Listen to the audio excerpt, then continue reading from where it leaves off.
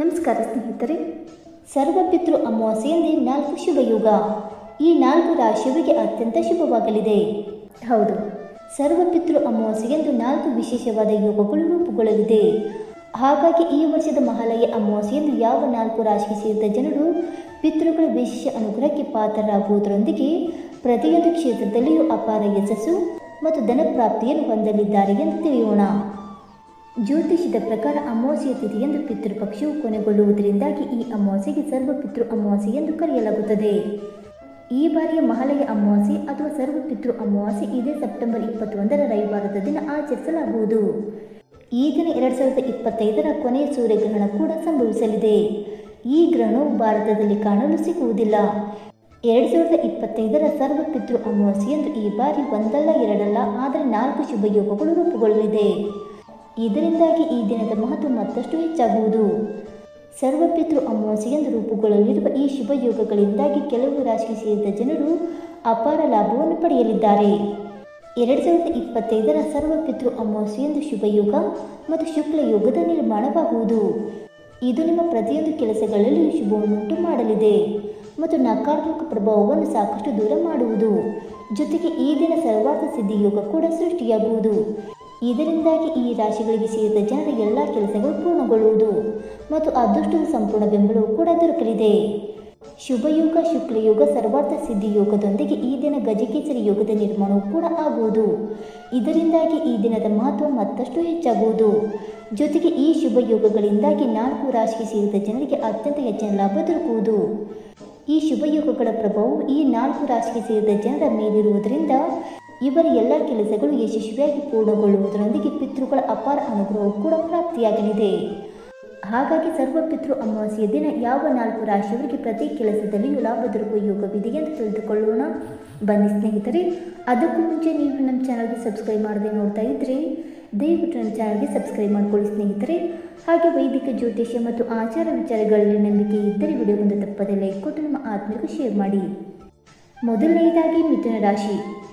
2025ರ ಸರ್ವಪಿತೃ ಅಮಾವಾಸ್ಯೆಯಂದು ರೂಪುಗೊಳ್ಳಲಿರುವ ಶುಭ ಯೋಗದ ಲಾಭವನ್ನು ಮಿಥುನ ರಾಶಿಗೆ ಸೇರಿದ ಜನರು ಹೆಚ್ಚಾಗಿ ಪಡೆಯಲಿದ್ದಾರೆ ಮತ್ತು ಮಿಥುನ ರಾಶಿಗೆ ಸೇರಿದ ಜನರ ಮೇಲೆ ಈ ದಿನ ಪಿತೃಗಳ ವಿಶೇಷ ಕೃಪೆ ಇರುವುದು ಮತ್ತು ಅದೃಷ್ಟದ ಸಂಪೂರ್ಣ ಬೆಂಬಲವು ನೀವು ಪಡೆಯುವಿರಿ.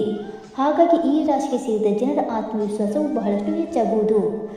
ಇದರಿಂದಾಗಿ ಅಗತ್ಯ ನಿರ್ಧಾರವನ್ನು ತೆಗೆದುಕೊಳ್ಳುವ ಉತ್ತಮ ಸಾಮರ್ಥ್ಯವನ್ನು ನೀವು ಹೊಂದುವಿರಿ ಮತ್ತು ಮಿಥುನ ರಾಶಿಗೆ ಸೇರಿದ ಜನರ ಗೌರವ, ಖ್ಯಾತಿ ಮತ್ತು ಪ್ರತಿಷ್ಠೆಯಲ್ಲಿ ಸಾಕಷ್ಟು ಹೆಚ್ಚಳವಾಗುವುದು.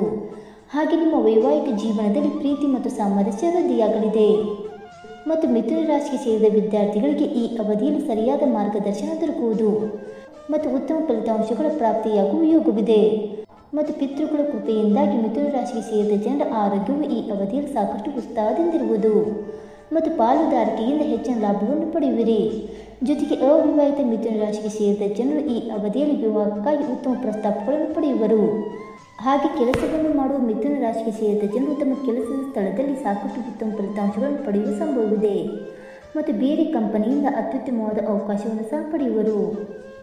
ಎರಡನೆಯದಾಗಿ ತುಲಾರಾಶಿ.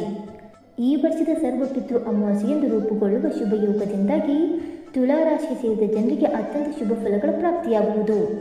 ಹಾಗಾಗಿ ತುಲಾರಾಶಿಗೆ ಸೇರಿದ ಜನರು ತಮ್ಮ ಮನೆಯವರೊಂದಿಗೆ ಪಿತೃಗಳ ವಿಶೇಷ ಅನುಗ್ರಹಕ್ಕೆ ಪಾತ್ರರಾಗುವುದರಿಂದ ಸುಖ, ಶಾಂತಿ ಮತ್ತು ಸಮೃದ್ಧಿಯನ್ನು ಹೊಂದುವಿರಿ ಮತ್ತು ಮನೆಯ ಸದಸ್ಯರ ನಡುವೆ ಪ್ರೀತಿ ಹಾಗೂ ಗೌರವ, ಖ್ಯಾತಿ ಹೆಚ್ಚಾಗಲಿದೆ. ಸಮಾಜದಲ್ಲಿ ನಿಮ್ಮ ಪದವಿ ಪ್ರತಿಷ್ಠೆಯು ವೃದ್ಧಿಯಾಗುವುದು ಮತ್ತು ನೀವು ಅಂದುಕೊಂಡಂತಹ ಎಲ್ಲ ಕೆಲಸಗಳು ಬಹಳ ಸುಲಭವಾಗಿ ಪೂರ್ಣಗೊಳ್ಳಲಿದೆ. ಈ ಅವಧಿಯಲ್ಲಿ ಧಾರ್ಮಿಕ ಕಾರ್ಯಕ್ರಮಗಳಲ್ಲಿ ಭಾಗವಹಿಸುವ ಉತ್ತಮ ಅವಕಾಶ ಲಭಿಸುವುದು. ಜೊತೆಗೆ ನಿಮ್ಮ ಬ್ಯಾಂಕ್ ಬ್ಯಾಲೆನ್ಸ್ ಮತ್ತಷ್ಟು ಹೆಚ್ಚಾಗುವ ಯೋಗವು ಕೂಡ ದೊರಕುವುದು ಮತ್ತು ಪಿತೃಗಳ ವಿಶೇಷ ಕೃಪೆಯು ನಿಮ್ಮ ಮೇಲಿರುವುದರಿಂದ ತುಲಾರಾಶಿಗೆ ಸೇರಿದ ಜನರು ಈ ಅವಧಿಯಲ್ಲಿ ಪ್ರಗತಿಗಾಗಿ ಉತ್ತಮ ಅವಕಾಶಗಳನ್ನು ಪಡೆಯುವರು ಮತ್ತು ನಿಮ್ಮ ಆರೋಗ್ಯವು ಸಹ ಸಾಕಷ್ಟು ಉತ್ತಮವಾಗಿರಲಿದೆ ಮತ್ತು ಮಕ್ಕಳಿಗೆ ಸಂಬಂಧಿಸಿದಂತೆ ನೀವು ಹೆಚ್ಚಿನ ಪ್ರಗತಿಯನ್ನು ಈ ಸಂದರ್ಭದಲ್ಲಿ ಪಡೆಯುವುದರಿಂದ ಮನಸ್ಸು ಸಂತೋಷದಿಂದಿರುವುದು. ಹಾಗೆ ಮನೆಯ ಅಲಂಕಾರಕ್ಕಾಗಿ ನೀವು ಹೆಚ್ಚಿನ ಹಣವನ್ನು ಖರ್ಚು ಮಾಡುವಿರಿ. ಮೂರನೆಯದಾಗಿ ಕನ್ಯಾ ರಾಶಿ. 2025ರ ಸರ್ವಪಿತೃ ಅಮಾವಾಸ್ಯೆಯಂದು ರೂಪುಗೊಳ್ಳಲಿರುವ ಶುಭ ಯೋಗವು ಕನ್ಯಾ ರಾಶಿಗೆ ಸೇರಿದ ಜನರಿಗೆ ಅಪಾರ ಲಾಭವನ್ನುಂಟು ಮಾಡಲಿದೆ ಮತ್ತು ಕನ್ಯಾ ರಾಶಿಗೆ ಸೇರಿದ ಜನರು ಈ ಅವಧಿಯಲ್ಲಿ ತಾವು ಅಂದುಕೊಂಡಂತಹ ಉತ್ತಮ ಫಲಿತಾಂಶವನ್ನು ಪಡೆಯುವರು ಮತ್ತು ನಿಮ್ಮ ಪ್ರೀತಿ ಪಾತ್ರರೊಂದಿಗೆ ಧಾರ್ಮಿಕ ಯಾತ್ರೆಗೆ ಪ್ರಯಾಣಿಸುವ ಉತ್ತಮ ಅವಕಾಶವನ್ನು ಪಡೆಯುವರು. ನೀವು ಬಹಳ ಸಮಯದಿಂದ ಅಂಗಡಿ ಅಥವಾ ಮನೆಯನ್ನು ಖರೀದಿಸಬೇಕೆಂದು ಯೋಚಿಸುತ್ತಿದ್ದರೆ ಪಿತೃಗಳ ವಿಶೇಷ ಕೃಪೆಯಿಂದಾಗಿ ನಿಮ್ಮ ಆಸೆಗಳೆಲ್ಲವೂ ಈ ಅವಧಿಯಲ್ಲಿ ಈಡೇರುವುದು. ಜೊತೆಗೆ ಸಾಮಾಜಿಕ ಜೀವನದಲ್ಲಿ ನಿಮ್ಮ ಗೌರವ, ಖ್ಯಾತಿ ಮತ್ತು ಪ್ರತಿಷ್ಠೆ ಸಾಕಷ್ಟು ಹೆಚ್ಚಾಗುವುದು. ಹಾಗೆ ಈ ರಾಶಿಗೆ ಸೇರಿದ ವಿದ್ಯಾರ್ಥಿಗಳು ವಿದೇಶದಲ್ಲಿ ಓದಲು ಅತ್ಯುತ್ತಮವಾದ ಅವಕಾಶಗಳನ್ನು ಪಡೆಯುವರು. ಜೊತೆಗೆ ಕುಟುಂಬ ಜೀವನದಲ್ಲಿ ಶಾಂತಿ ಮತ್ತು ಸಂತೋಷ ನೆಲೆಸಲಿದೆ. ಮತ್ತು ಕೆಲಸವನ್ನು ಮಾಡುವ ಜನರು ಹಿರಿಯ ಅಧಿಕಾರಿಗಳ ಸಲಹೆಯೊಂದಿಗೆ ಕೆಲಸವನ್ನು ಮಾಡುವುದರಿಂದ ಅತ್ಯುತ್ತಮವಾದ ಫಲಿತಾಂಶ ದೊರಕುವುದರೊಂದಿಗೆ ಉತ್ತಮ ಯೋಜನೆಗಳಲ್ಲಿ ಕೆಲಸ ಮಾಡುವ ಅವಕಾಶವೂ ಕೂಡ ಲಭಿಸುವುದು.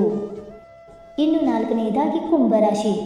ಈ ವರ್ಷದ ಸರ್ವಪಿತೃ ಅಮಾವಾಸ್ಯೆಯಂದು ರೂಪುಗೊಳ್ಳಲಿರುವ ವಿಶೇಷ ಯೋಗದಿಂದಾಗಿ ಕುಂಭರಾಶಿಗೆ ಸೇರಿದ ಜನರು ತಮ್ಮ ಜೀವನದ ಪ್ರತಿಯೊಂದು ಕ್ಷೇತ್ರದಲ್ಲಿಯೂ ಹೆಚ್ಚಿನ ಪ್ರಯೋಜನವನ್ನು ಪಡೆಯುವರು. ಮತ್ತು ಪಿತೃಗಳ ಕೃಪೆಯಿಂದಾಗಿ ವ್ಯಾಪಾರಕ್ಕೆ ಸಂಬಂಧಿಸಿದಂತೆ ಉತ್ತಮ ಅವಕಾಶಗಳು ದೊರಕುವುದರಿಂದ ಸಾಕಷ್ಟು ಯಶಸ್ಸನ್ನು ಈ ಅವಧಿಯಲ್ಲಿ ನೀವು ಪಡೆಯುವಿರಿ. ಹಾಗೆ ನಿಮ್ಮ ಎಲ್ಲ ಕೆಲಸಗಳಲ್ಲಿ ಜಯಶಾಲಿಗಳಾಗುವ ಅವಕಾಶವೂ ಕೂಡ ಲಭಿಸಲಿದೆ. ಜೊತೆಗೆ ಈ ಅವಧಿಯಲ್ಲಿ ನಿಮ್ಮ ಕಠಿಣ ಪರಿಶ್ರಮದಿಂದಾಗಿ ಬಡ್ತಿ ದೊರಕುವುದು. ಮತ್ತು ಹಣಕಾಸಿಗೆ ಸಂಬಂಧಿಸಿದಂತೆ ನಿಮ್ಮ ಸ್ಥಿತಿಯು ಸಾಕಷ್ಟು ಬಲದಿಂದಿರುವುದು. ಮತ್ತು ವೈವಾಹಿಕ ಜೀವನದಲ್ಲಿ ಸಂತೋಷ, ಸಮೃದ್ಧಿ ನೆಲೆಸಲಿದೆ.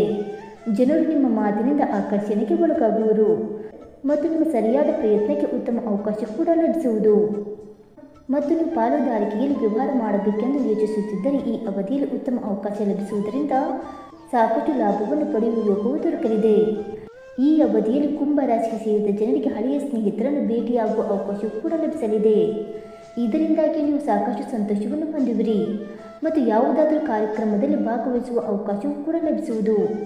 ಈ ಸಮಯದಲ್ಲಿ ಕುಂಭರಾಶಿಗೆ ಸೇರಿದ ಜನರಿಗೆ ಅನೇಕ ಮಾರ್ಗಗಳಿಂದ ಆದಾಯವನ್ನು ಹೆಚ್ಚಿಸಲು ಉತ್ತಮ ಅವಕಾಶಗಳು ಕೂಡ ದೊರಕಲಿದೆ.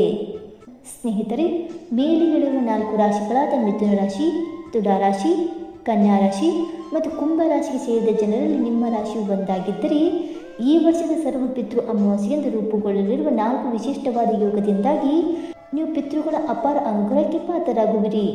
ಹಾಗಾಗಿ ಈ ಅವಧಿಯಲ್ಲಿ ನಿಮ್ಮ ಧನ, ಸಂಪತ್ತು, ಸುಖ, ಸಮೃದ್ಧಿಯಲ್ಲಿ ಬಹಳಷ್ಟು ವೃದ್ಧಿಯಾಗುವುದರಿಂದ ಸಂತೋಷಮಯವಾದ ಜೀವನವನ್ನು ನಡೆಸುವ ಅವಕಾಶ ಲಭಿಸುವುದು. ಸ್ನೇಹಿತರೆ, ಈ ಮಾಹಿತಿ ನಿಮಗೆ ಇಷ್ಟವಾಯಿತಾ? ಇಷ್ಟವಾಗಿದ್ದರೆ ವಿಡಿಯೋಗೊಂದು ಲೈಕ್ ಮಾಡಿ, ಶೇರ್ ಮಾಡಿ. ಹಾಗೆ ನಿಮ್ಮ ಅನಿಸಿಕೆ ಮತ್ತು ಅಭಿಪ್ರಾಯವನ್ನು ತಪ್ಪದೆ ಕಮೆಂಟ್ ಮೂಲಕ ತಿಳಿಸಿ. ಸ್ನೇಹಿತರೆ, ವಿಡಿಯೋ ನೋಡಿದ್ದಕ್ಕಾಗಿ ಧನ್ಯವಾದಗಳು. Thank you so much.